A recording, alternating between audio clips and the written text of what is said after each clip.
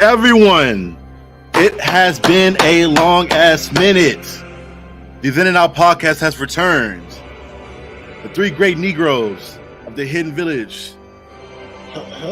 Has it been that long? It's been yes. It's been a minute. We are back with an amazing topic, and we're ready to get into it. So, let's do this. Mm-hmm. No, let me play some more. Let the music play forever. Let it just play the background the entire time we're talking. I don't want to risk the copyright. When we're talking, it's fine. When we're not talking, I'm like, I had to talk over this thing the whole time. But yeah, guys, we are back, and we are here to get into the topic of Spider-Man Across the Spider-Verse. What was that? Say one more time. Across the Spider-Verse. Yeah, dog. Maybach music. Spider-Verse. This is the movie that was highly anticipated. Everybody was waiting on this thing since the first one dropped. And we all here love it. And we've been trying to do our best to avoid discussing it among ourselves as much so we can have a lot of fresh and live reactions to takes and thoughts and whatnot. So let's go ahead and get into it. Starting with Lelouch V, brother, give me your overall, I guess, summary of how much you enjoyed the film or did not enjoy the film. I thought it was really good. I really enjoyed seeing Gwen's arc throughout the movie. I think that she was a major focal point of it. With it kind of starting and ending on her story-wise. I enjoyed getting to see Miles's growth in his relationship with his family. I thought that felt really authentic. Mm-hmm. I think Miguel O'Hara or Oscar Isaac felt more like the Punisher in this. Again, like he felt more like not the Punisher. I'm sorry, Moon Knight. And yes, he was a darker character in this than he was in his own show. Like he was more focused on his mental health inside of a spirit realm than actually like putting bodies down. I want to get into that later too. I have a really interesting take. I feel like on that stuff. Yeah, before we get into it too much more, obviously spoiler alerts. I mean, we imagine it's been at least 2 full weekends the movie's been out. So this is a full spoiler breakdown, but just a heads up. Yeah, that's my limit. I give people 2 weeks. I know I know Otis doesn't want to wait that long, but usually I try to give people 2 weeks before I talk about a spoiler. That's fair. That's fair. They don't come to me looking for it. Brody E, how do you feel about it? I feel the exact opposite of Otis East. I love it to pieces, and I'm ecstatic about it. I think it's fantastic. I saw it done twice. Saw it in IMAX with our producer, Mr. Cito, the first time. As a squad of us, about 8. And then I went to the second time and saw it with a friend of mine who I sold a car to a couple months ago, I guess. He's become like a film buddy of mine, an official blur that loves all kinds of comics and things like that. So the best part about it was having seen it all the way through the first time. I was able to pick up on and appreciate all the details in the filmmaking and the story, the little Easter eggs and storytelling that they did. But also watching his reaction, my friend on the second time watching it, his reaction to things happening, especially at the end, he had no idea it was a 2-parter. So watching him like, what? No! Watching him like stand up, literally stand up like, no! Upset that it was over after watching almost 3 hours of movie. It was a lot of fun. So yeah, for me it's kind of the same way.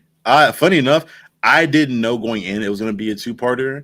But I kind of I looked at my clock. I was like, damn, this has been a long ass movie. And we're not even towards the resolution yet. Oh, this is like they're gearing up for another one. I thought the ending was the end. And then when they revealed that, spoiler alert, they revealed that he was in his dimension. I'm like, bro, it's kind of late to be doing this, isn't it? I'm like, oh, it's going to be 2 movies. And I saw to be continued. I was like, you know what? I'm not mad at it. I'm kind of, after seeing this, I'm starting to become a fan and an advocate of if you're doing a trilogy, doing the 2-parter. Just for the fact, I think it's really, really hard. We've talked about it on here copious amounts of times in regards to like sticking the landing. But I think you're making it a lot easier on yourself if you're just finishing the story you started in the second one. You don't have to worry about reinventing the wheel or upping things and making things even more grandiose. You just finish the story you were telling, and people will come back for that. Absolutely. This is something that we talked about before, all three of us in different capacities on this channel, is that how execution of quality is all that matters. So we'd rather have essentially have one big movie split up over 2 films as opposed to having one really good movie crammed into something. Don't Mortal Kombat animated movie us, please. It was dope though. Cameos, amazing. My nostalgia, I know I'm a big nostalgia baby. All my favorite Spider-Man, from the Spectacular Spider-Man to Spider-Man Unlimited. Literally any Spider-Man I've discussed on this show showed up in that film on the screen at some point. So I was losing my shit. They gave some of them lines too. Like they had the Spectacular Spider-Man, like he gave that original voice actor back, and he said a couple lines. So I'm hoping that they actually trying to bring the show back. Is my guess. Hopefully, fuck. Yeah. And for well, damn. You lost to the Shadow Realm.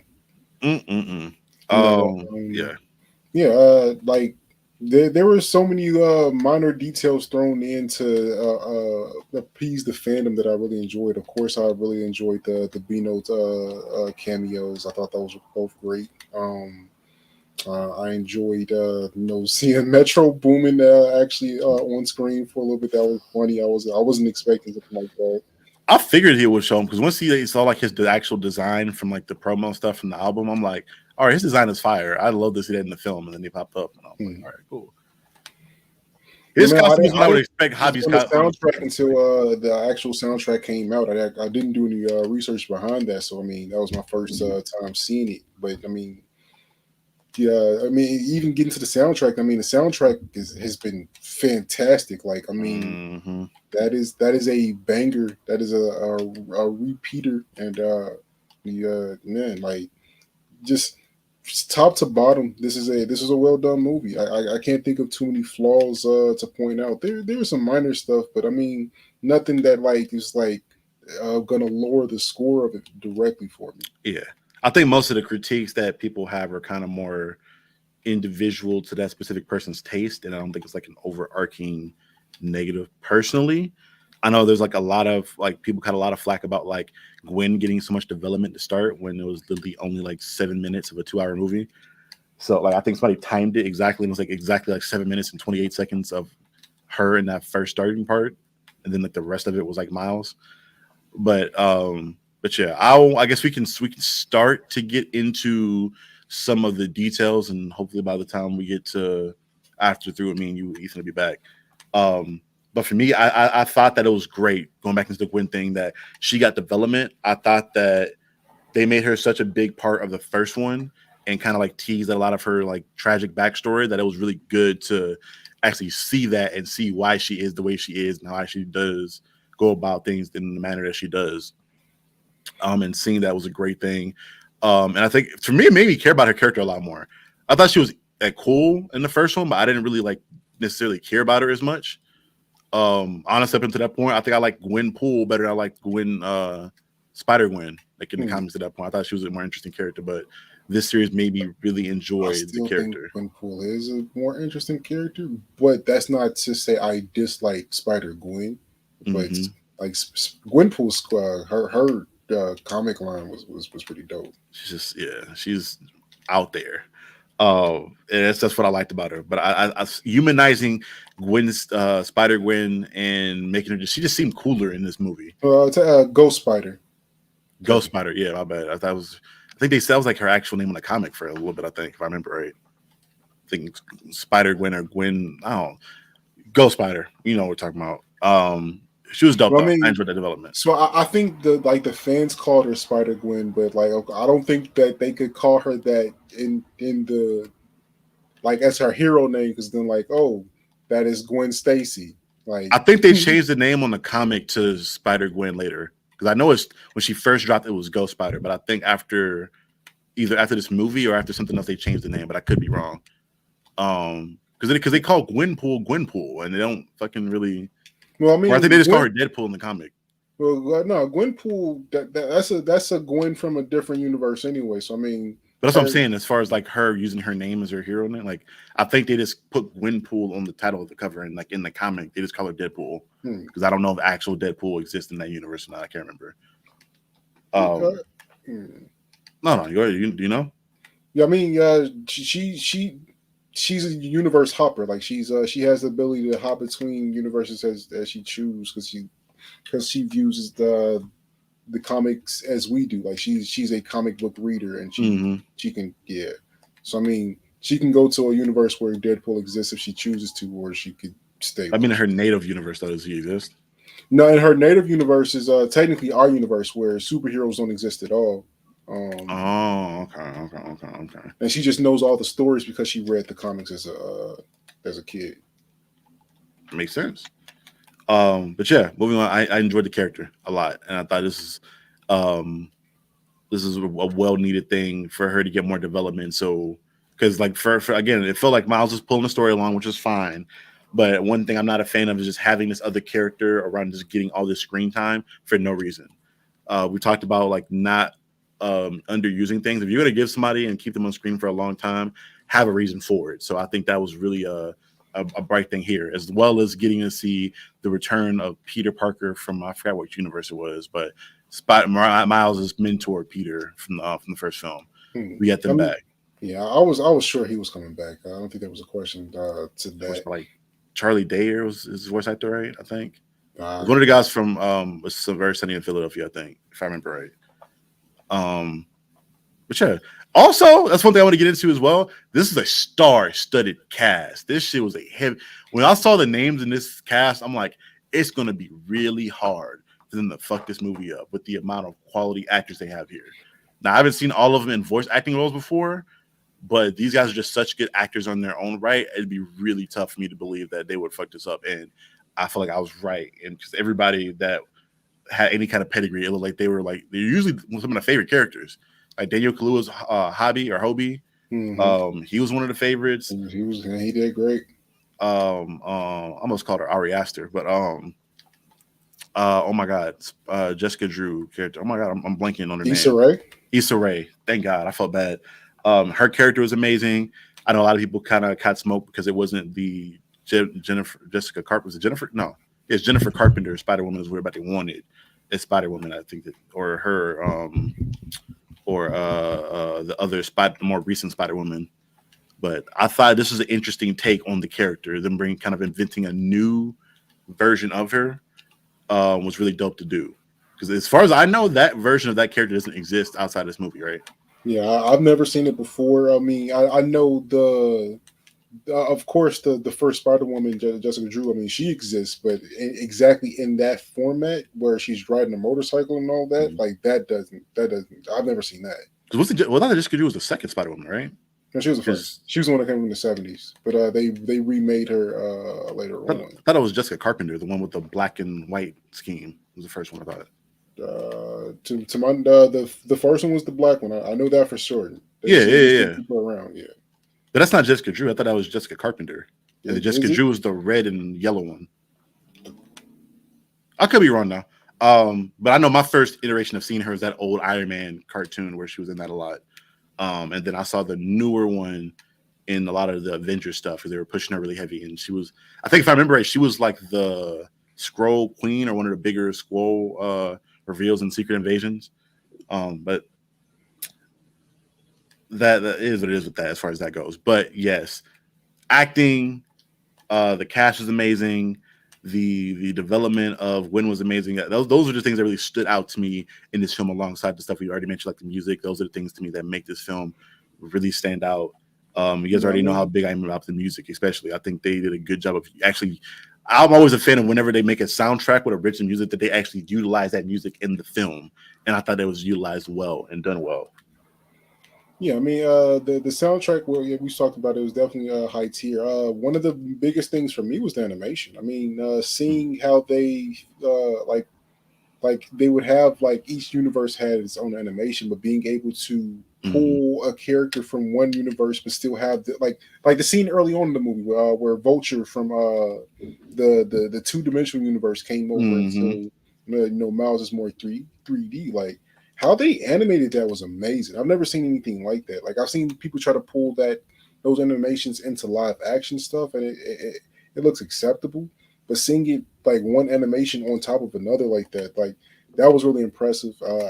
And I'm curious to see like what more stuff they bring for the part 2 of this. But I mean, just like things that they did with some of the color effects, some of the particle effects, like this, it was masterful. Like I've a lot of stuff that they did I've never seen before, and I've been watching animation stuff pretty much all of my life. So, so to see them to find ways to do new things, or at least like unfamiliar things, that's really impressive. I got to look up who all animated that, but I mean, a fucking huge team probably. It had to be gigantic. But I mean, everything down to like how the facial expressions of the characters appeared like were so detailed. So I mean, like again, that animation team is crazy high tier. I mean, they Pixar hasn't even done certain things that they were doing in that. So kudos to them on that. It felt like I wouldn't say they haven't done it. I don't think they've like consolidated it all into one film. Because like watching throughout this film, it felt like like a lot of the different animation styles seemed familiar, obviously, because you only do so many. But like you said, the big part was that the fact that they combined them all and like applied them to the different people, and then they used them in their best way. Like the scene in which I noticed the animation the most was the scene in which Gwen's having that reunion with her dad near the end of the movie, and you'll start to notice like the room that they're in starts to become more painting and start to like dissolve. So as they're going through their emotional back and forth, you feel the atmosphere in the literal room and atmosphere like dissolving into paint. And I was like, oh man, this is fucking dope. And it's just like a little thing that I noticed. I'm like, damn, is the room turning into like a painting, like a water painting? And you just saw it dissolve. And then once they were starting to kind of come back into each other's good graces, you saw start to kind of materialize again. And it's just, I don't know if that was on purpose. Well, it had to be on purpose, for my guess. I don't think you do something that great on purpose, as far as I know. Well, I mean, it could have started off as an accident, and it might just be something that they kept. But anyway, it goes. It made it into the final edit. So hey, whoever made that call, good call. Ethan, we're talking about the animation. Specifically, we were talking about how all the different types of animation were combined into this one film and like applied to each character. And specifically, we were getting into how it was used to build atmosphere in the reunion of Gwen and her father at the end, where like the room turned into like a water painting almost as they were kind of going through their emotional back and forth. Yes, all the above. I completely agree, 110%. One fun thing about that too, I know Otis mentioned before I got really interrupted about the power supply. The actual story arc of Gwen, she has an incredible story arc at the very beginning. That you mentioned, kind of how the color palette seemed to be not monochromatic, but it was very consistent throughout, essentially. And like at the very end, when she's talking to her father, to pretty much show how different things are, you see in the background behind him, there are floating things, even though it's still abstract, things are moving around. It's almost like it's saying that he's changed. He's no longer the same kind of way. They're actually showing the change in the environment, in the world, literally. So I love the idea too. And also the little fun fact too, how the world is flipped up from her using the teleportation device, what have you, the multiverse device, to show almost how his world is flipped upside down. So it's just to show how I love these little subtle, but sometimes more direct or deliberate things that show that the animation did. One other fun thing, I'm not sure where you guys are about animation. I just want to bring up again. One of the fun facts about watching it for a second time was that I realized it's a small detail that I saw on another channel. They brought up the idea that in the first film, when the original Peter Parker from the Ultimate Universe is talking to Miles Morales, when he saves him from the big, huge collider machine, he looks at him and says, "You're like me." When he first sees him, Miles' colors are actually purple and green. And then while Peter's staring at him, they shift over to red and blue. And it's also the same thing that happens at the end of the movie, where when he goes to the audience doesn't know it yet, but he goes back to his dimension, which is Earth 42. Everything around him, it has a very green and purplish hue to it the entire time. And he even puts on a coat when his mom is trying to come into the room to see him. He's wearing a purple hoodie and a green jacket over top, a green parka over it. So little details that nothing in this movie was on accident. Just that long roundabout answer. Yeah. No, you're completely right. Like they were very deliberate in virtually everything they did versus like where they like how they had certain story elements come into play all the way down to the art in the background. Like this was a very, very well thought out movie. And judging from the way that they split it into two parts, I'm sure the next one's going to be just as well thought out. And tying back into what you were talking about earlier about how to do trilogies. I mean, like, this is how you do it. Like, I mean, have your starting point, and then instead of trying to split it up into 3 separate stories, either having one continuous story through all 3 parts, or do the one story and then split it up into 2. Like, this is just the right way. This is the way. Mm-hmm. Yeah, because you keep continuity, you keep character development consistent. Everything just stays consistent with it, because you're not, like you said, you're not making an entirely brand new thing. No, but I think what it is as well as what you are talking about is how it's having character development, but building on things. So everything that was in the first one, let's say they only could do the first one, right? That's fine. Everything, it's a very well made, self-contained story. However, everything that was in that first movie is built upon in this. Everything from the spider, the number 42 spider, and the idea that Miles actually wasn't supposed to be there, being an accident, to Gwen's arc, essentially remember, because it was mentioned before how Gwen's like, I can't make friends. Last friend I had died. They're building upon that very, very much. Peter B. Parker not be able to have his relationship with his now wife, with Mary Jane, how that's built upon too. The idea of what it actually means to actually, we all know about the metaverse with canon and everything, all these Spider-Man movies, building upon what that means. Actually having it that the foundation from your previous film does affect the subsequent film, not just having where it's just random incident. Now this is a different adventure. Here's time. This is a different adventure. What if we actually have some of the same themes that were established beforehand and build upon them in some way? Right. So I want to get into some of the plot synopsis a little bit, starting with the villains or the perceived antagonists. I'll put it like that, because I have a big thing to get into later on. But obviously the Spot is seen as like the bigger villain. I feel like there wasn't a coincidence. I know recently with the Carnage, the new Carnage comic he literally just took the Spot's powers and is universe hopping, murdering people. So I thought it was oddly coincidental that this character for the major movie popped up when at the same time as a pretty big comic. So I'm interested to see what that means later on down the line. Where you gonna see? I would say that's not a coincidence. I would say that's probably, they are hyping up the Spot. I mean, the Spot, has gotten, was treated like a C-lister for so long. And then more recent, like you said, more recent comics, he's become like, oh, this guy's a legit thing. And like you're saying, obviously Carnage and Venom are getting their shine for various reasons. Obviously, Venom has a game coming up. Carnage has always been a big threat, been a big fan favorite. So to have it that, he's recently in the comics doing some stuff, and he's also in this big, huge movie. People are going to be talking the Spot for a while, especially because he's going to be in the next 2 films. So absolutely. Wasn't the Spot in the animated series too? Of course. Yeah. Remember, he was the one who indeliberately led to Mary Jane going missing, because Norman Osborn was able to use like the device that he made to like spy on Peter Parker when he was as Spider-Man, and he figured out he just took his mask off who he was. So yeah, I thought I remember seeing that character there.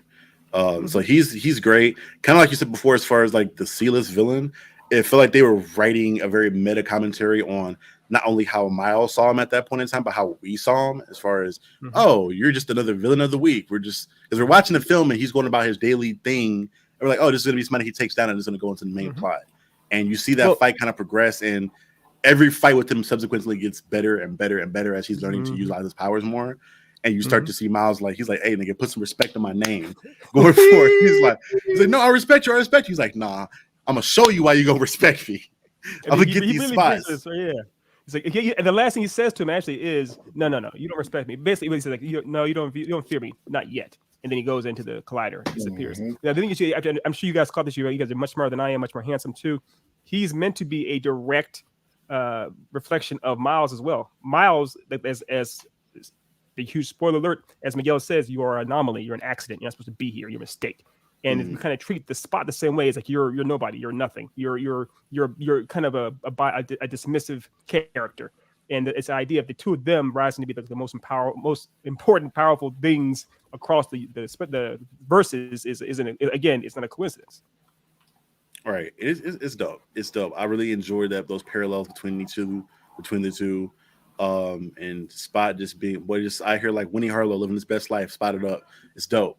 Spotted up. To get into the main villain of the story being Miles.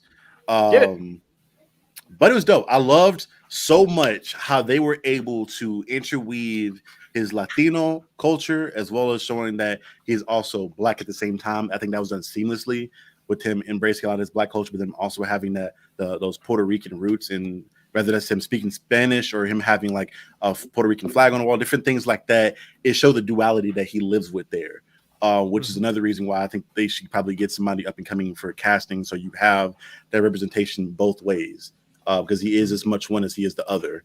Granted, he presents more physically as one more than the other, but I enjoyed that concept very well. I think when it comes to a lot of characters of different cultures, they don't necessarily do that well as far as presenting both parts of them at the same time. It's usually like one now and then one later, and then like finding himself with both of them. But at this point, he kind of just knew who he was culturally, and he was more so finding about how to what his purpose is, more so than who he is. And I really enjoyed that. What were you guys' thoughts on Miles' development for this film? You can keep on talking. I mean, it felt very familiar. It made me remember being a teenage kid, trying to distance myself from my parents and become my own person. Me dealing with girls and having a girl that like lived away that came back around, like that whole triangle with Gwen and Hobie or whatever that ends up becoming as the story progresses. I don't even know if Hobie wants her at that point, bro. Hobie just, I don't know what his intentions are. He's just there at this point. I love it. But yeah, like that felt so familiar to me. It felt like a very authentic coming of age story for that time period. Transitioning from being a young adult to being, to being from a kid to being a young adult almost, but it didn't. I'm sorry. Go ahead. No, go ahead.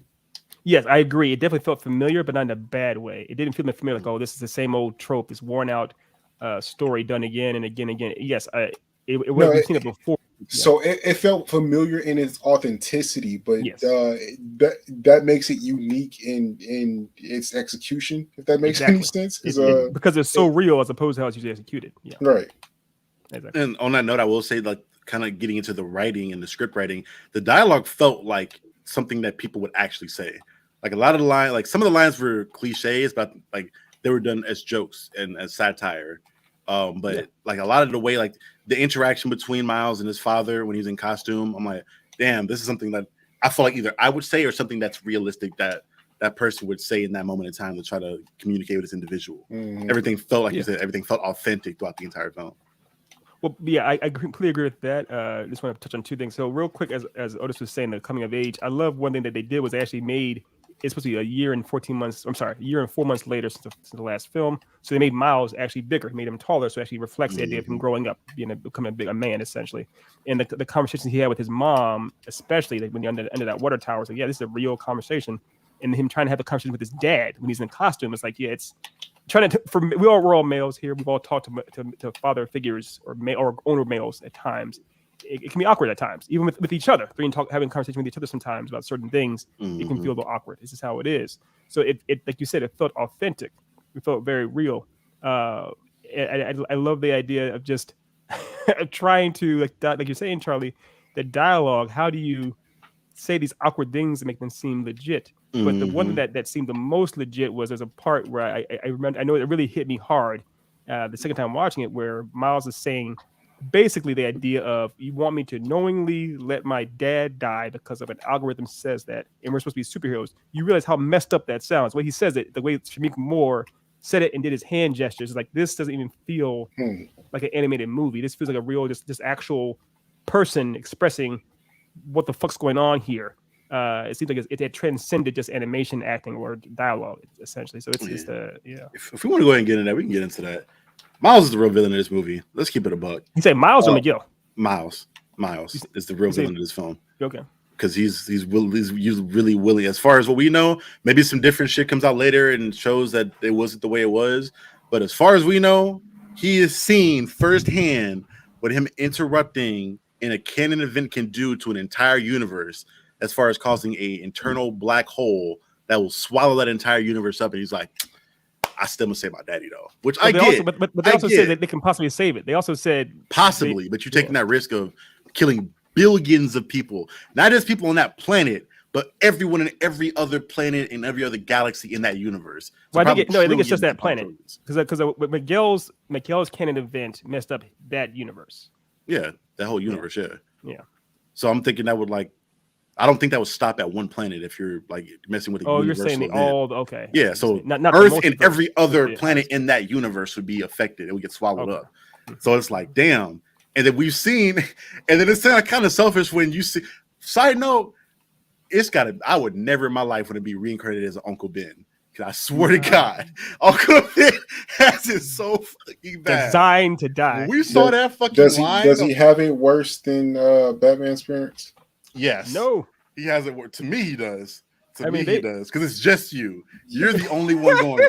At least Martha and Thomas are going together. It's just you getting gunned down, getting some coffee or some shit from a gas station all the time. And they showed that one shot of like the dozens of Uncle Bens from live action to animation. And I'm like, damn, he got gunned down in the worst way dozens of times. It was nuts. I was like, yeah, if I'm ever a dude named Ben Parker and I find out my grandson's name is Peter, the fuck? Hell nah. That shit took me out. But you said something that was interesting though, and I haven't heard Otis's take on this. You say definitively multiple times that Miles is the villain. You said the villain of this story. Now, Otis, how do you feel? I don't know if I can say that he's necessarily the villain. Because we don't know exactly how it's gonna turn out. Like if he does end up like sacrificing the entire universe to save his dad, then yeah. But I mean, this film, not the whole trilogy, just this film, where he knows what as far as this film goes, you saw what causation does, and you saw what happens after, like the results of the things you do. You stop canon event, universe crumbles. Miguel shows you. He fucked with canon event, universe crumbles. You have two examples now, and you're still going to risk it going forward. But here's what you got to remember. What did Miguel say to him? You're an anomaly. So literally, there are no the rules. The rules do not apply to Miles. How can they apply to him? Even then, if the whole idea is chance, though. No, but what I'm saying is this applies to the destined Spider-Man. The destined Spider-Man is supposed to have this happen. He is not the destined Spider-Man. He's an anomaly. Therefore, he does not have a charted course.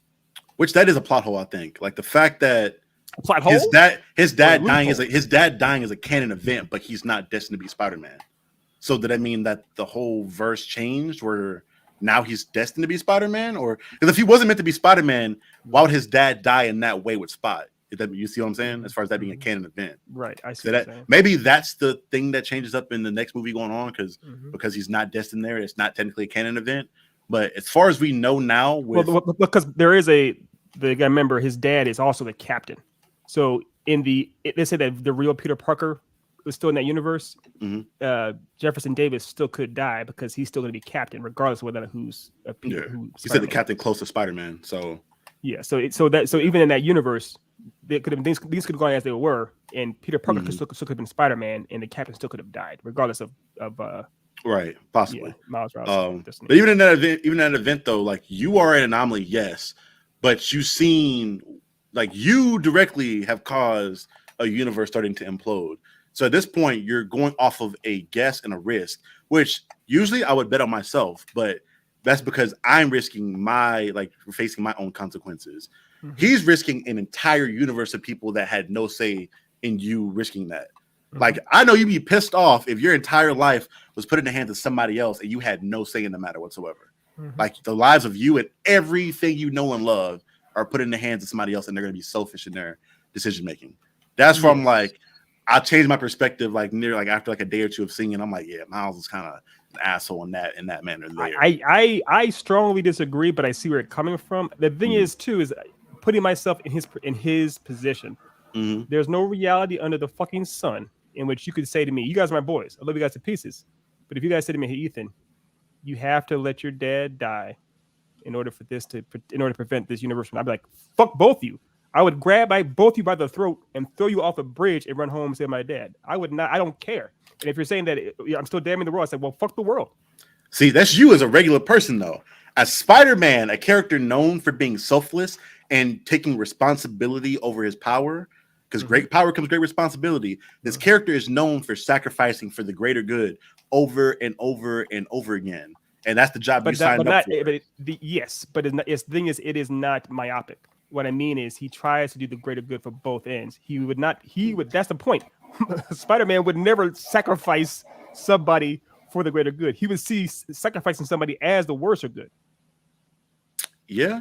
Is it? That's my thing. Are you considering it a sacrifice that it was meant to happen? Like if this is fated to happen, who's to say? Who's to say that? It's like if you can stop it from happening, then yes, it's a sacrifice. You're playing God. You're playing God and stopping that thing. No. All you know is that someone is coming to harm your dad. It is, and as a superhero and as a son, it is your duty to do everything you can to help somebody. These people are saying, hey, we know this is going to happen, or this will probably happen. You need to allow it to happen. It's like, nah, I don't. The thing is, you know that if it doesn't happen, what happens after the fact? We don't. That's what I'm saying. You've caused it once. You've seen it firsthand. But if it was just... go ahead. Remember, he's an anomaly. That's what I'm saying. He's an anomaly. We don't know what will happen in his universe if he doesn't do that. We do not know.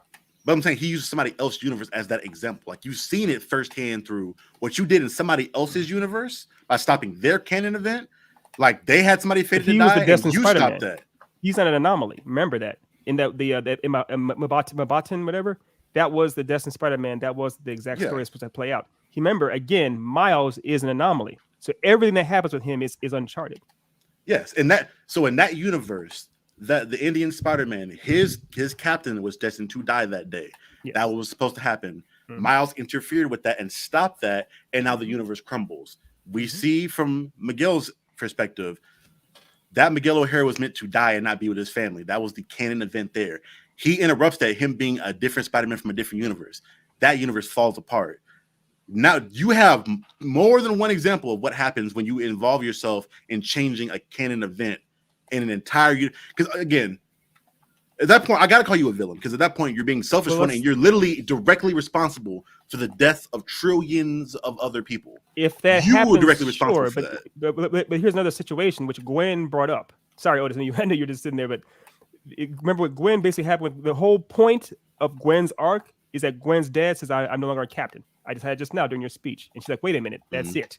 What if he doesn't become a captain? So essentially, remember, it's 2 days until Jefferson Davis is supposed to be inducted or sworn in as captain. What if Miles gets there in time, keeps him from becoming a captain, then therefore whatever happens is fine. He can save his dad and allow another captain. I mean, that's what I'm saying. It's like you have to understand, try not to think about things so unilaterally, as far as like this has to happen like this has to happen like this, or if it's to happen like this. Like, no, trying to do what you can when you can. That's what a hero is supposed to do. I get that. I think that's one of the plot holes to me where it comes up as, because they are presenting this thing as it is like an act of God that's fated to happen. Is the web of destiny, and in the web of destiny, you don't change these things because these are the reasons that you are who you are. Like the death of Uncle Ben is the reason you become Spider-Man and you become a great Spider-Man. So now you can just miraculously have a person decide not to do that and somehow still become the same person when you were fated for that to happen, for you to become who you become. That's where I'm like, okay, you can change that, yes, but it's kind of a weird thing. I mean, it's not that deep of a plot hole. I think you kind of can ignore that. But when you introduce, I don't think it's a plot hole at all if they make an emphasis on the fact that he is an anomaly, and that is that canon event is for that universe, but it's not for Miles because he's not the canon Spider-Man. You know what exactly. I'm saying? Yeah, but he's part of that universe. Highlighted multiple times. It's the events of that universe, though. But I remember this too, though, Dev. He didn't become Spider-Man because of his Uncle Ben. He was already Spider-Man before. He doesn't have an Uncle Ben. He has Uncle Aaron. Yeah, he was Spider-Man because of his Uncle Aaron, and he was already Spider-Man before Uncle Aaron died. In all those universes, is there a universe where Spider-Man isn't Spider-Man before Uncle Ben dies? I thought he had just gotten the powers. Usually he just gets the powers and he's fucking around with the powers, and then Uncle Ben dies because he was being irresponsible, and that's when the whole where great power comes responsibility, and it goes from there. Sure. No.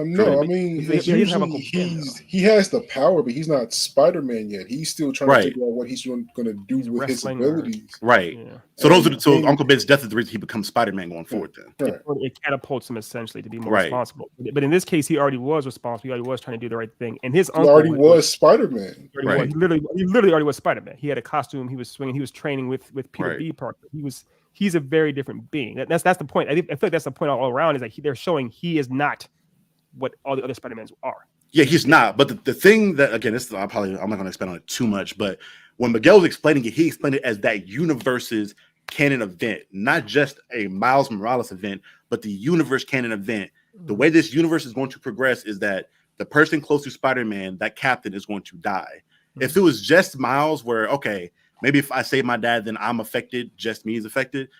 But the fact that one decision can affect an entire universe, not because you can stop it and you'll be perfectly fine because you're the anomaly, but your universe is not the anomaly universe. Its event is still fated to happen in that universe. So you're risking your entire universe because you can make it out to be just fine, obviously.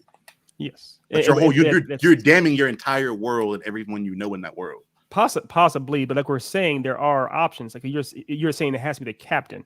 If Jefferson Davis doesn't become the captain, the way I see it is there's a countdown, 2 days to keep him from becoming captain. As long as he's able to do that, there are options now. And Gwen knows that, but Miles doesn't know that. Like he doesn't know that. Oh, if he just quits, then it won't happen. All he knows is that I did this. Also, the thing is too is there's supposed to be. He knows as he saw exactly what's supposed to happen is that the spot's supposed to kill him, basically make it happen, right? The same way we saw in Mbaten with the Indian Spider-Man. There was something happening. And Miles intervened to keep it from killing him. And this scenario, it's how far back does it go? Let's say he gets into a fight with the Spot, and he puts the Spot down and he arrests the Spot with a black hole open, and say, okay, therefore, because you arrested this guy that was potentially going to kill him, therefore now you've damned the world. It's kind of like what am I supposed to do? To sit around and wait for a whole bunch of just allow any and all crime to happen until my father dies. That way, I know this canon event. It's like that's fucking insane. That's the plot hole I'm talking villain. about in regards to like allowing things to happen like that. Because he's an anomaly. Why is like Spot a canon event for him? Because that whole Spot thing happens because an anomaly event. So I guess my thought process going forward is like, was it really an anomaly event? Is he really an anomaly, or was it fated to happen? Because you can't have like that's a bigger question. That's my thing. I'm like, because you can't have a fated thing that happened in the universe, but that fated thing be based off of an anomaly. Because then that makes no sense. Yeah, that's a much bigger question. I think we'll get those answers in the third film to kind of narrow that down, and maybe it becomes a little bit more clear.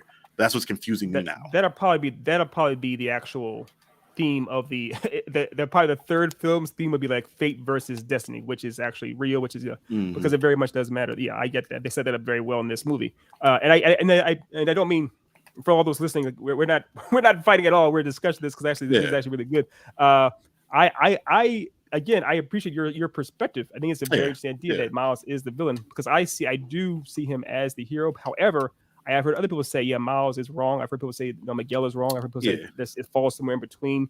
I think regardless of what it is, it's a impossible choice to make. Yeah. Because think about if we were in that position, just outright, if you just said like this, if you just definitively knew right now that if you push this red button, you will kill a person on Earth. However, killing that one person will definitively save the rest of the planet. It's like you're telling me I need to knowingly sacrifice this one random person to save the planet, period. It's like, that's horrible. But ultimately, you'd have to do it. So I get that perspective. But at the same time, if you're saying, hey, the loved one someone that you love, let them die. Right. Just let them die. I'd be like, fuck you. I don't care. It's fucked up. And again, as a regular person, I'd probably make the same choice. But again, from at least me, from my perspective, you are the decisions you make. And if you know that this decision you make is that potentially going to murder trillions of people and you're responsible for their deaths and them not existing anymore, you're a villain. You made that decision. But he does like actively yell out multiple times during the time that he has a plan. We don't know what his plan is. They intentionally left it up in the air for us to see in the third movie. I saw he had a plan to get back there, but I guess. I gotta watch it again to know for sure, like if he had a plan for like to save his uncle. But I know, like I remember him saying he had a plan in regards to him getting all them away from the transporter thing and then getting back there. I don't know if he had a plan to save his dad without destroying the entire universe. I think on the second viewing, because he's saying, because the way he's talking to Peter, do you have a plan? Earlier, Peter B. Parker, and it seems like he's saying boiler room type thing, right? Yeah, they're in the boiler room type thing, right? Yeah. And it seems like he's saying, I have a plan. I have a plan. And earlier he's saying, I'm working on it. The thing is, while he's saying I'm working on it, he's running away from it. So I think what he's actually saying, by the time he gets to Peter B. Parker, he says, I have a plan. He just says, I have a plan. So I think what it is, he already made the plan. The plan isn't to this, because he already knew he was leading them away. He knew that pretty much from the jump. I think he formulated the plan, but he had to save his dad before he started talking to Peter B. Parker. So that's my theory. Yeah. That's my theory.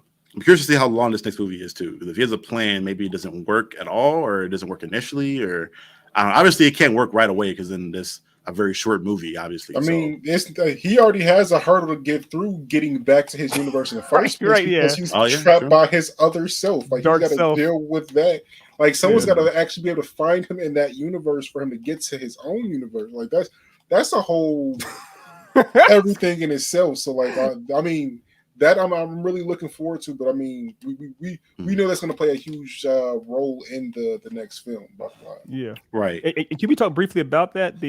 I'm not sure if y'all have seen Back to the Future Part 2, but just like it very much felt like this is the darkest timeline coming back where Biff Tannen owns the world. Where it's pretty much what if there was no Spider-Man? What if the role model that made Miles Morales what he wasn't around?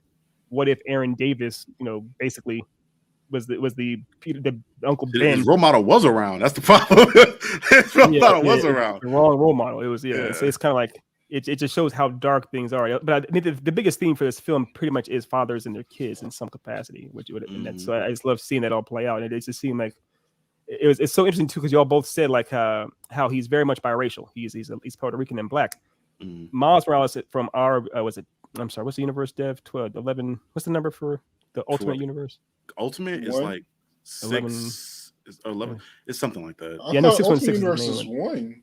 No, Ultimate. It's like they say at the beginning of the movie. It says like 1104, whatever it is, right? No, we're talking about Miles Universe or the actual Ultimate Universe. Miles Universe. Because he's from the Ultimate.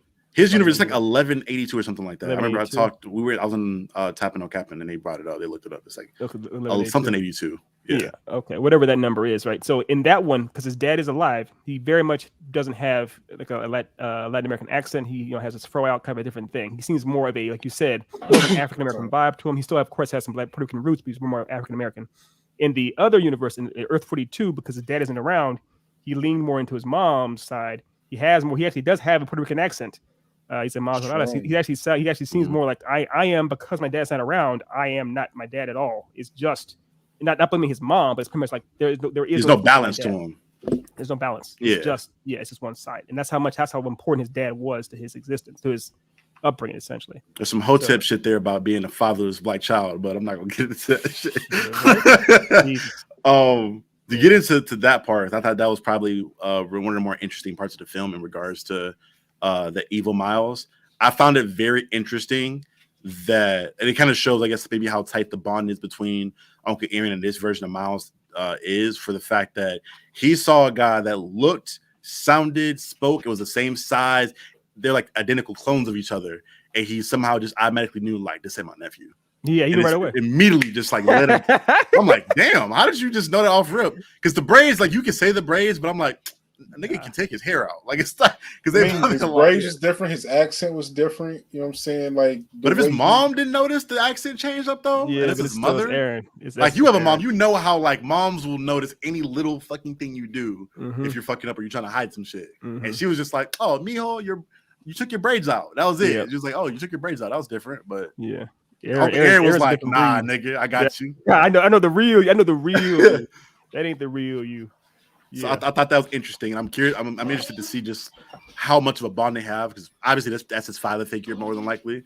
So I'm interested to see just how close they are going forward. Yeah, but I love how, because again it shines my light back on the first film, and the biggest thing was Jefferson Davis, or Miles' dad, kept trying his best to keep him away from Aaron, because he knew he was a bad influence, and he really, really was, and it shows just how bad of an influence it was in the second film. It's like, yeah, without me around, this is what would happen to you.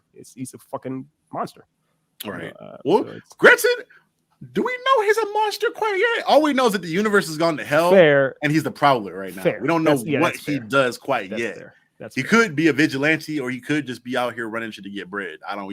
We don't know yet. That's fair. Yeah, I misspoke. We don't know what he's that. We don't know he's that, but it does seem evident that he's not. He's clearly not the same person.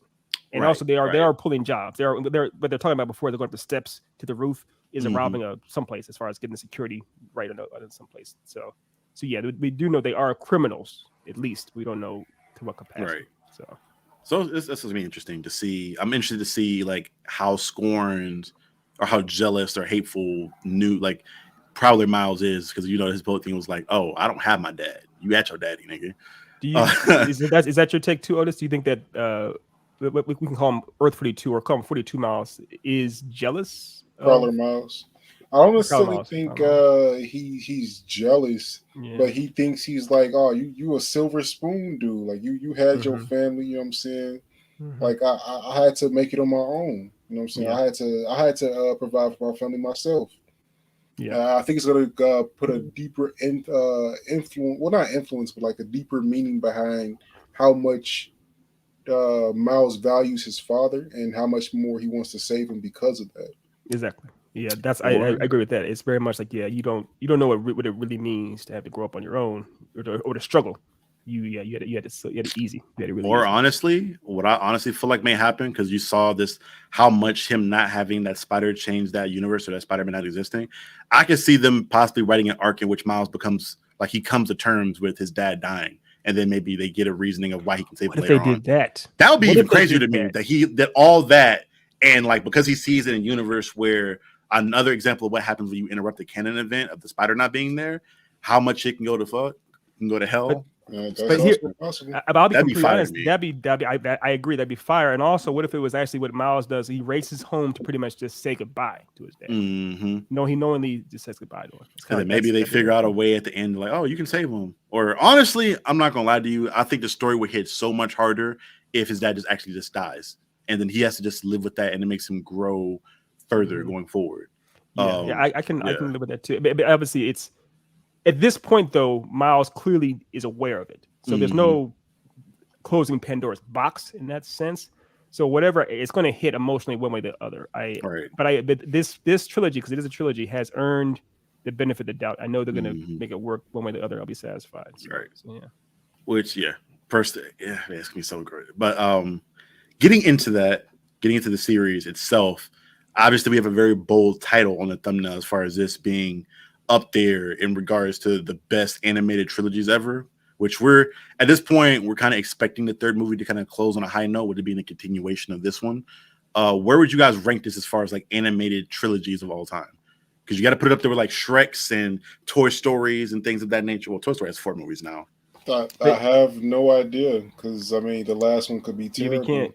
We can't do that just yet. We can't. I ain't gonna hold you though. That's off these 2 alone. I'm putting it up there. It's off of these 2 alone, because the first one. So okay, would you guys consider this being better than the first one, or on the same tier? I do personally. I agree. I definitely feel it's better than the first. So we know the first one, how big and impactful that was within not just nerd culture, but people everywhere. With all the Miles cosplays coming out, the popularity of the characters shooting up even higher, and people anticipating this film. And now we get a film better than that. That's probably going to be equal, maybe not equally as impactful, because you've already had the impact the first time. But because you're looking at there, like the only films I can think of that are up there with it as far as that impact and like that interest in it is like Shrek, Toy Story, The Incredibles, probably, even though that third one kind of fell off to me a little bit. There's no third one for The Incredibles.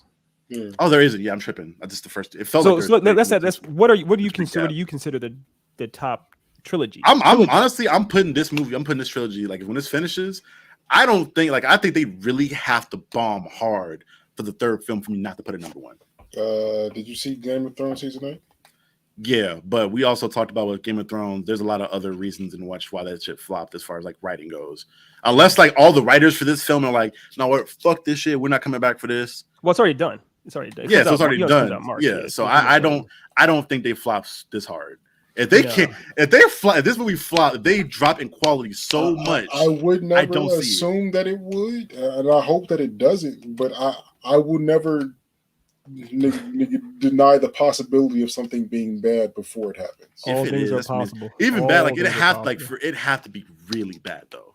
Right. Like Yeah, for no, it to I be agree. dropped that low, it had to be really because these first two were here's- such high notes. But we've seen it They have to be before. really We bad. have seen it, but going outside of animated trilogies, the Dark Knight trilogy. That I mean, not that the third one is terrible, but it's definitely a massive dip in quality from the first two. The original, I know that you're a fan. Most people were big fans of the original Spider-Man Sam Raimi trilogy. They loved the first two, and most people hate that third one. So it's a garbage. So it is not outside the realm of possibility. That's what we're saying, Dev. It is not impossible. And none of those movies you mentioned, none of those, I don't think anybody would put those at the number one spot though. That's my point. What I'm saying is people love Spider-Man 1 and 2, and they hated Spider-Man 3. People love Batman 1 and 2. I know a lot of people that love that third one now. What? They're wrong. The same way. I don't know anybody. The same way Toby. Like, wrong. remember when everybody hated the Amazing Spider-Man, and now everybody's like, "Oh, we want a third one now." Yeah, but nobody loves Andrew it. Garfield. No one's like, yeah, looking back at it, we love Amazing Spider-Man. No one, I don't know. I swear to God, I swear to God, I've seen that. No, that's fine. If you do, especially in the nerd group, I don't know how y'all didn't see that shit. You do, my friend. But what I'm saying is, like, I know just from I've seen it in the groups before, and they're wrong. They're wrong, but if we're talking about people, as far as people coming back around to loving that stuff, there's a lot of people that enjoy those movies now. In retrospect, okay, all right, I didn't know that. I'm basing it off of reality as far as like when people I talked to them beforehand. I didn't know that going back on the people like, yo, you know what? I changed my mind because of reasons. I didn't know that. So that mostly is probably just nostalgia, honestly. I guess. But yeah, people definitely like as far as looking in real time. In real time, the way these things are received, Dark Knight Rises was not received well when it first came out. Spider-Man 3 was definitely not. I mean, it was so bad that it shut down the fourth Raimi film. Amazing Spider-Man 2 was received so poorly that it shut down Amazing Spider-Man 3. So you can say what you want to say, fans, but your reception at the time was so bad that it shut down production of these things. Right. So there you go.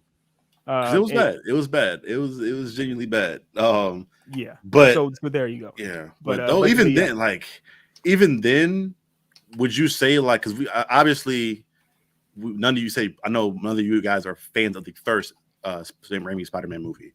I think you said the second one is your best one. I don't know if there's ever been a case for like 1 and 2 were both equally at an amazing level. Like you got 2 out of your 3 are already like top tier. I mean, that's tough for you to roll the like even when it comes to the ones that are like up there now with Shrek or Toy Story and all those things of that nature. I can't say that 2 out of those 3 movies in those franchises were like at their peak level. And doesn't Toy Story have 4 movies? There's a 4th one, yeah. There's a 5th one coming out too, which is crazy. But yeah, I see what you're saying, Dave. As far as like having where both of them are, no pun intended, that's hard. Both amazing like that. Right. The closest thing, I mean, back in the day, Toy Story 1 and 2 were both regarded as like insanely great. And I know Kung Fu Panda, even though the third one isn't regarded as high, it's still not. It's not maligned. People love the second one as much though. I did, but I don't know if the masses love the second one as much. I mean, the Dark Knight. So the Dark Knight. I think Batman Begins was liked. It wasn't loved. It wasn't like overwhelmingly loved, but it was liked. But Dark Knight was, of course, crushed. And Kung Fu Panda 1 did crush. I think Kung Fu Panda 2 was still well liked. So I would say you're probably right. These two, I mean, if we're talking about the meta commentary, if I was being an anomaly, this is very much an anomaly. What these these animated Spider-Man movies did, because when they first came out, the first one came out in theaters, their opening weekend, it didn't crush. It did not crush. It was because of over time, it kept word of mouth. People kept going back and kept telling their friends, and that's how it got the money that it did and the numbers that it did. Is because it was just so well received over time. Right. So it's they really are something special. I mean, this is literally lightning in a bottle, essentially. Maybe Shrek is the only one I can think of.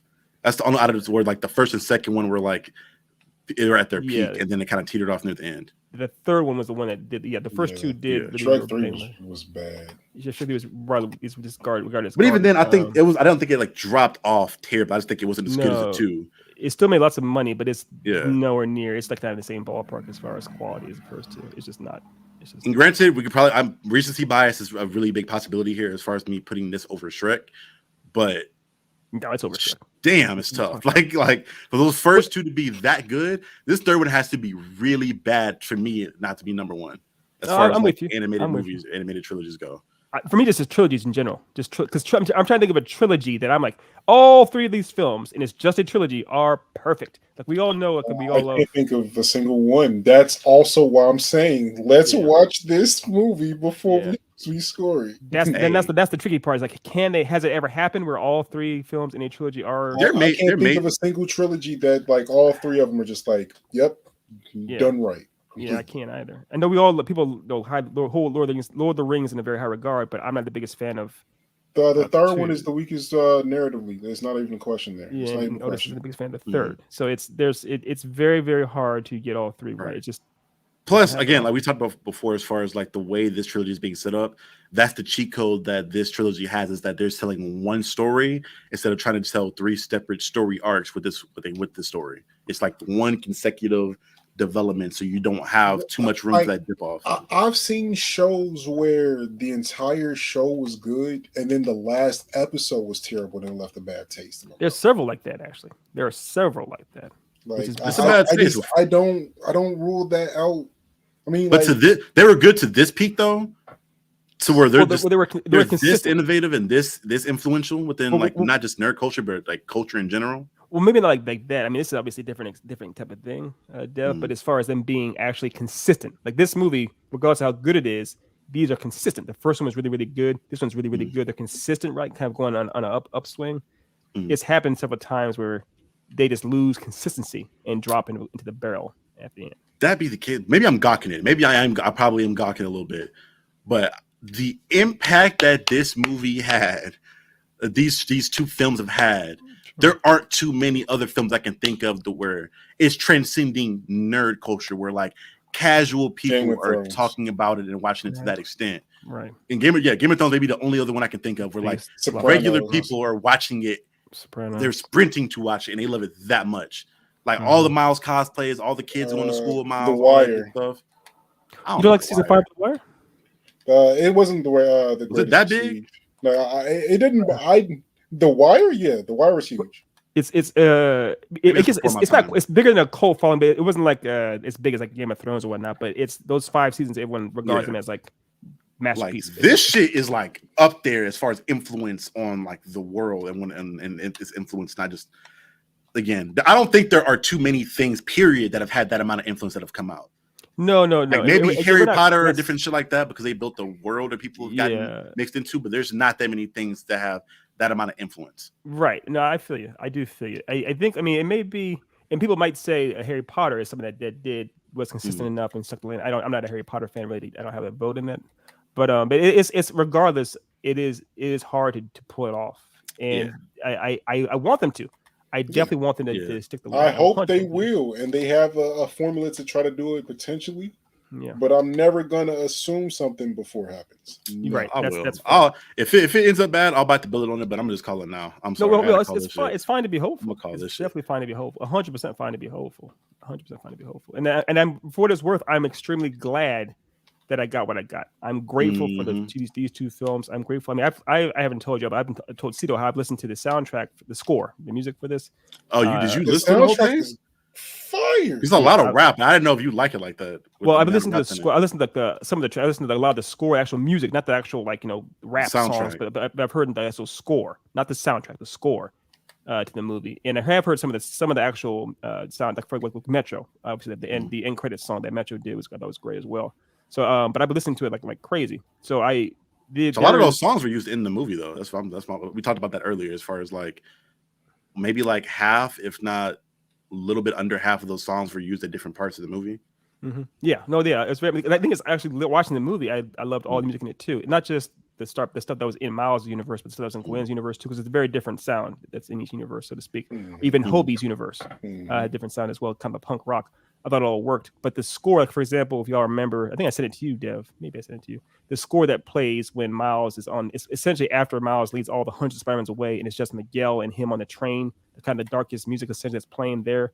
It's like 6 minutes, and I listen to that over and over again all the time. I haven't heard it yet. I don't think you sent it to me yet. I'll send it to you again, but or send it to you. Make sure I do. But also the track that plays when Miles, at the very end of the film, when Miles.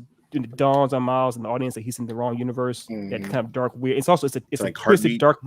Yeah, it's a dark, twisted version of the song that played in the first film. with the whistling and everything. It's like very different. It's like the whole idea of it being reversed or kind of on its head. I love that track as well. So all those things, like I know you're a big fan of music in general when you watch movies. So it's I will give like, again, you guys know this, but for people watching, personally, I'll give a whole bump in like rating to me if you used music in a good way in your film. Agreed. It's part of the reasons why I love Guardians so much, because I got all that and just amazing music throughout the film. All three of the movies. Yeah. So it's I as far as I'm concerned personally, I do see these two as masterpieces. I know there may be some shortcomings here that people gripe about, whatever. But I do personally see them as two masterpieces, and I'm grateful for both of them. Regardless of what happens moving forward, I'm grateful for these two. Agreed. And the thing I will say in regards to this movie that gives me hope going forward in characters like this, with a character like Miles, who was fairly popular to an extent. I know there's like some pushback among his official release, but they were able to take this character, tell a fresh story with them, and didn't have to like rerun or recreate the same story with like the same Peter Parker Spider-Man. They took a new character that wasn't being used as much and did that. Now I gotta see a Static movie. I don't care if it's live action or animated. I gotta see Static now. That's another character where I feel like he even had even more popularity when he was first introduced. And then in his animated series, I gotta see Static now. It don't have to be multiversal, but I gotta see a Static movie or a short film or whatever it may be. And we do owe an apology to our producer, Mr. Cito. You're right. This is the work of God. We apologize for our ignorance, sir. Hermano. Yeah, we are like Cito. I don't know if you were here for. We did talk about like.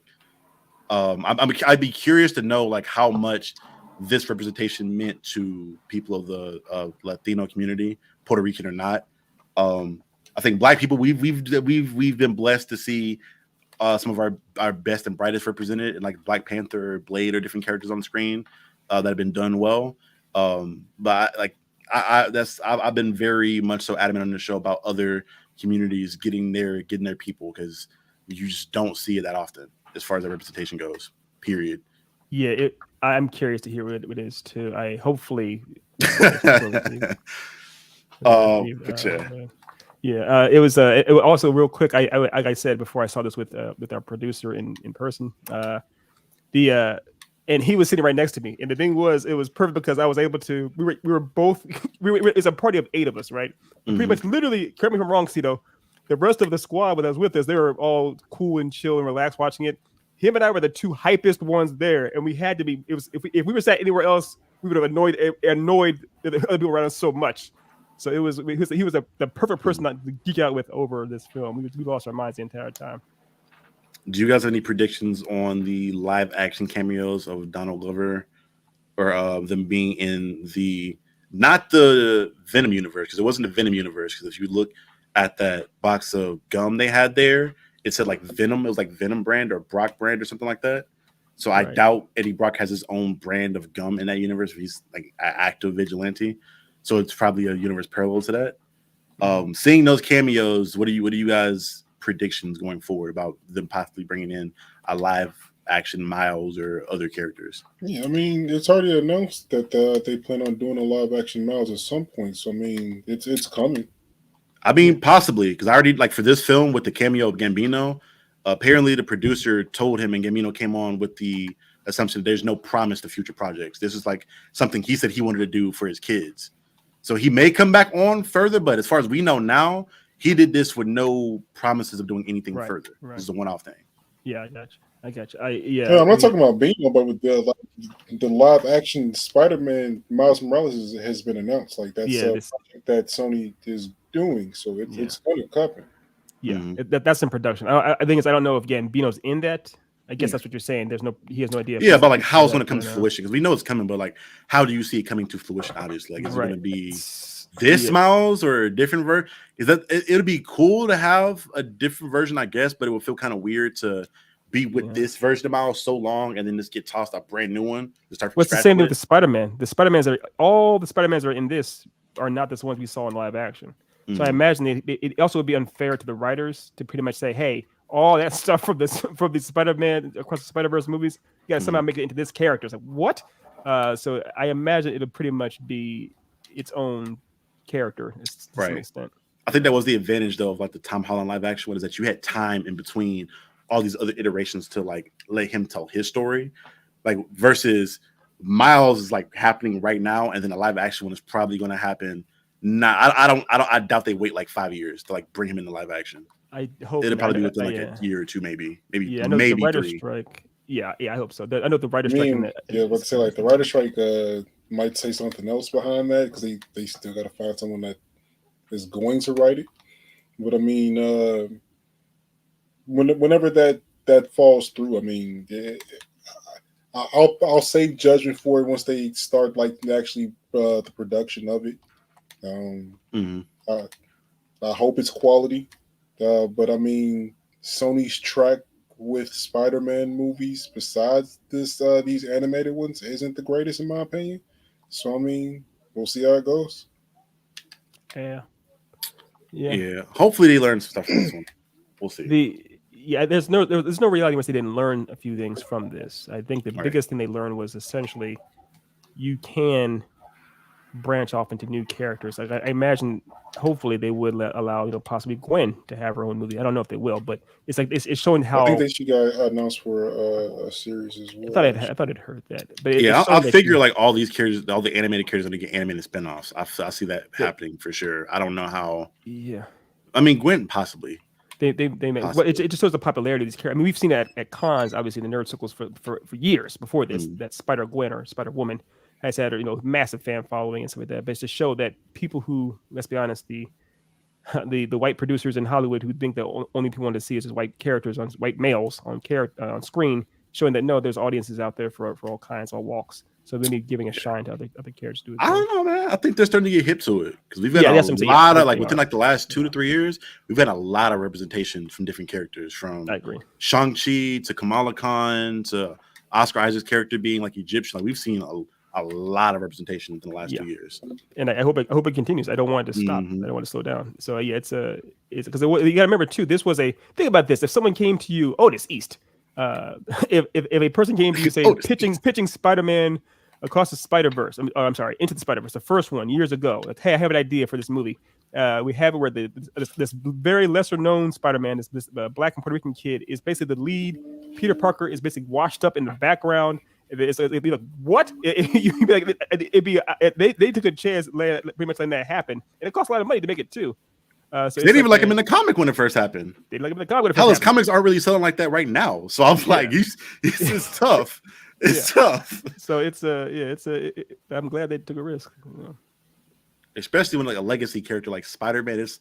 It's kind of a similar thing with Batman, where like people are like, "Oh, let's do different stuff," and then when they get rid of that character for a little bit, they're like, "No, bring him back right now."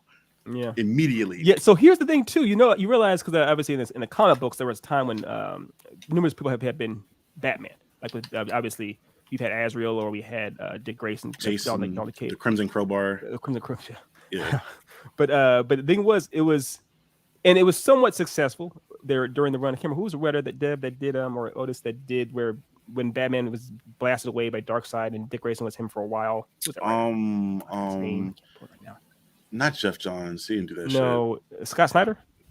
Yes, I believe Scott Snyder. Because that was the whole run where they had the battle for the cow, where like Jason Todd was fighting for it, then Dick Grayson came over, and it was the whole thing. I think it was Scott Snyder. But long story, all I'm saying is just that the execution, being able to transition, get an audience, a mainstream audience on board with that, so it's saying, hey, this is officially the new mantle holder for this sacred character.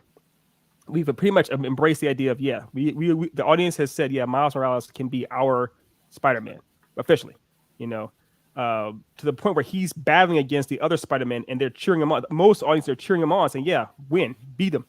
That's how I don't know if that's ever been done before to this degree. I don't know. This is live action. Comic fans are still snooty though, because comic fans are still snooty. Yeah. Miles' comics aren't selling that well now because they're having the dilemma of like these niggas are within 15 minutes of each other but don't really interact. And like Miles will disappear or Peter will disappear and they just don't look for each other. Right. So they're having that difficulty of trying to like do their own story when they live within 15 minutes of each other and can like be where each other are in like 5 minutes. Yeah. That's true. It's a weird which they've killed Peter off to try to give Miles more time. That didn't work. They've had him like disappear off. So I think at this point they're just gonna have to like relocate Miles to like another city somewhere where he can just be him. Well, that was the whole point. It wasn't supposed to be competing Spider-Man. It was supposed to be just Miles because Peter died. It was supposed to be Miles's turn. Yeah, in 2011, that's when he got introduced. But Like since then, they brought Peter back like immediately after that, and they've been like working together in the same area. They did not, yeah. Well, so one thing too is with the game, obviously Spider-Man 2 is coming out. Was it what did it say? Was October? Is that the release date? Yes, next fall. So in October when it comes out, again it gives you. I mean, we also a whole bunch of reactions to it, and we reacted to ourselves. It's called Spider-Man 2, yes, but Miles is very much there. It seems from what we saw that the symbiote is making Peter darker and darker, where you most likely have to confront Peter with Miles. You will have to literally fight Peter Parker with Miles. I wonder how fans will react to that too. Yeah, so, I'm curious. I don't know what it is, but I'm curious on like the ability for them. Maybe just the fact that Insomniac just makes a really good game, but like for people to have the love of the character Miles in those other mediums, but not in the main medium he was introduced in. Well, especially in the Insomniac game. They aren't really selling in the America in general. Yeah, the sales of comics of manga is selling better than comics in America. Significantly, actually. Yeah. But you still have that baseline sell of like even on that scale, like Miles' comics aren't selling compared to the normal rate that they usually do at. Sure. No, that's fair. That's fair. But one thing I will mention though is this is my own personal take on it. Because I haven't read as much Miles. I read a lot of Bendis, and Bendis wrote for Miles. But it's I feel like the best portrayal of the character is him in these movies. And in the game. In the game. I feel like he's written or portrayed better there than he is in the comics. The comics are fine, but I like him more in the movies and in the game.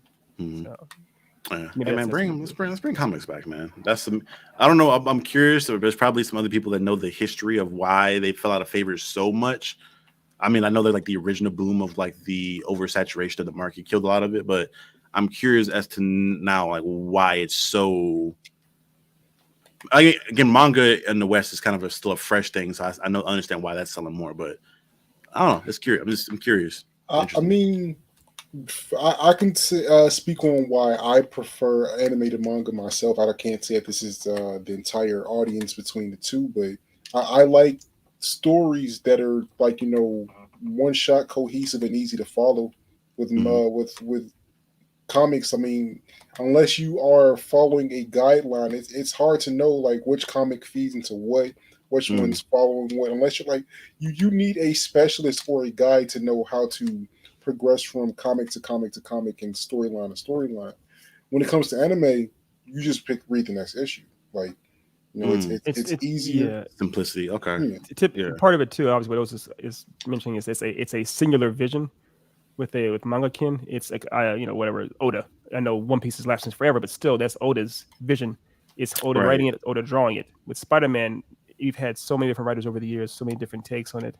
Batman the same way. It's hard to follow up canon. Even if you pick up a fresh book, a fresh story from scratch, it may be such a different iteration or version of Batman than what you're used to or what you're expecting. But with manga, it's like, or anime, it's like this is the same thing regardless, and it's going to end eventually. So that may be a factor. Which makes sense because I know you've seen them reboot comics in universes multiple times with the New 52, where Flashpoint and things like that. They try to do that. They tried to like. I mean, it works temporarily because whenever you see that boom or that reset, sales go up, and then shit gets kind of muddled again with the different writers, and then it kind of goes down. Which I think they're getting towards doing another reboot soon with like the Carnage thing, because Buddy is like murdering everybody in universe to universe right now. But the problem with that too is that eventually you realize it's kind of like what Stan used to always say: you always had to find a way to get back to status quo. So with manga, they don't do that. I mean, I'm reading Vagabond now. By the way, Otis, Vagabond, yes, but it's like. They don't really care about status quo typically with the Eastern storytelling. So it's kind of like, if anybody's seen Vinland Saga 2, season 2, for example, it's like, things can change and progress drastically, and that's it. Get over it. And that can be refreshing to people who are used to having so many stories told to them. I think that's what it boils down to as well, Dev, is that we're just the Western audiences are jaded with seeing the same stories done so much, and when it comes to comics, we've probably seen these stories told over and over again. We're kind of like, so you think it's a consumer issue then? It may be that. It may be that. Yeah, because they don't let people go. Like, because again with Miles, with Azrael or other instances, they've tried to like shelve Batman or Peter or whoever else for a minute to introduce these new characters. That's why we have so many Bat people in the Batwoman or whatever else. That people are just really hesitant to embrace those new people. And like, no, we want Bruce Wayne Batman back, or we want Peter Parker Spider-Man back. Fuck all the other instances or whatever else. Yeah, real quick, our producer's applauding. I don't know what he's applauding. maybe his cat in his house, but he's applauding something. So maybe acknowledge him applauding whatever he's applauding. But yeah, before we get ready to close out, because we've been on for a little bit longer now, I've been trying to just milk it because this is our first reunion back in a little bit. Wanted to enjoy it while we could. Do you guys have any closing remarks on Spider-Man Across the Spider-Verse? I think that there's a symbolism of breaking molds within this movie, and I really appreciate that. I'm exhausted with the constant rehashing of things and ideas. I appreciate that we are moving towards new concepts and doing new things, and I hope it continues. I completely second that. I mean, that's literally the whole basis of this franchise. It's the meta commentary as far as break the mold, do something completely different.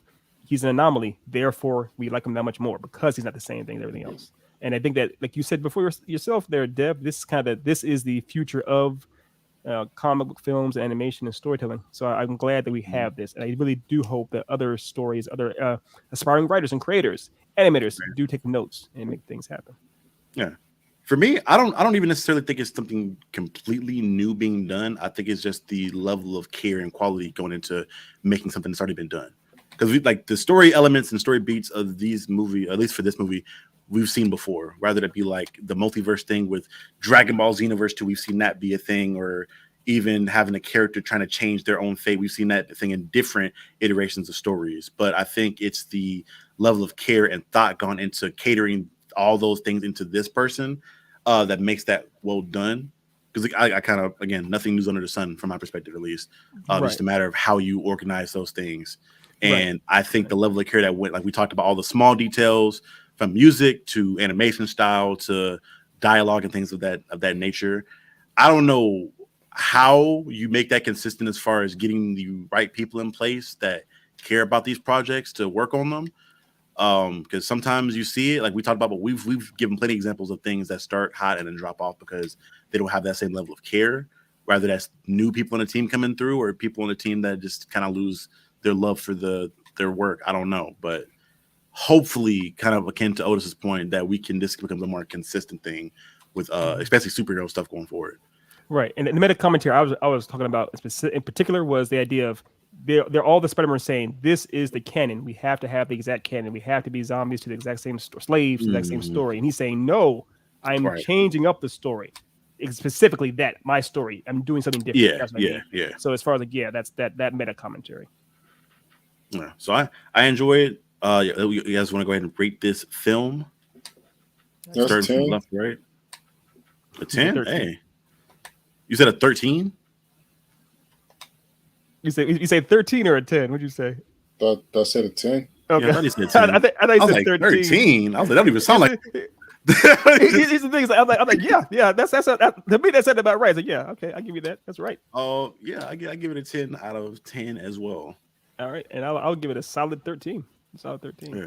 So this is what, like the third or fourth thing on here just got a perfect 10 from all three of us? It may be third. I know obviously Arcane. Yeah, Arcane. What was the second one, Dev? Yeah. There was something else, but I can't remember. There's something more recent that did get 10. Invincible, maybe? I don't think I gave Invincible a 10. Rated that, no. Or Castlevania? Did we give Castlevania a 10?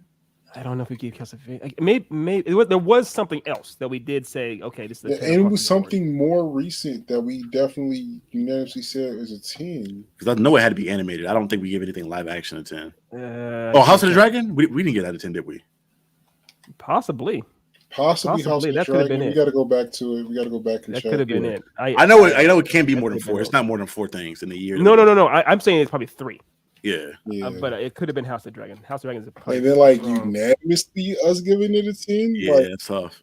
That's very. I feel like that's like 2. Yeah, it's very tough because it is for all three of us to say that. Like the only one that really comes to mind on that unanimously giving it a 10 is Arcane. Yeah, without hesitation. Maybe House of Dragon though. We did all love House of Dragon though. I think it was I think it may have been House of Dragon. I knew it was something recent. Yeah. Mm-hmm. And I mean, I remember talking about how the show progressed as it went, and it ended up in a bang. So that could have been a 10 for me. It's possible, yeah. It's probably. Which side note, we got to talk to your boy Craig because apparently him and another friend said they thought House of the Dragon was ass. Apparently, it was boring. Well, he ain't my boy no more. Yeah. That right there, the clarity. I was in his ass.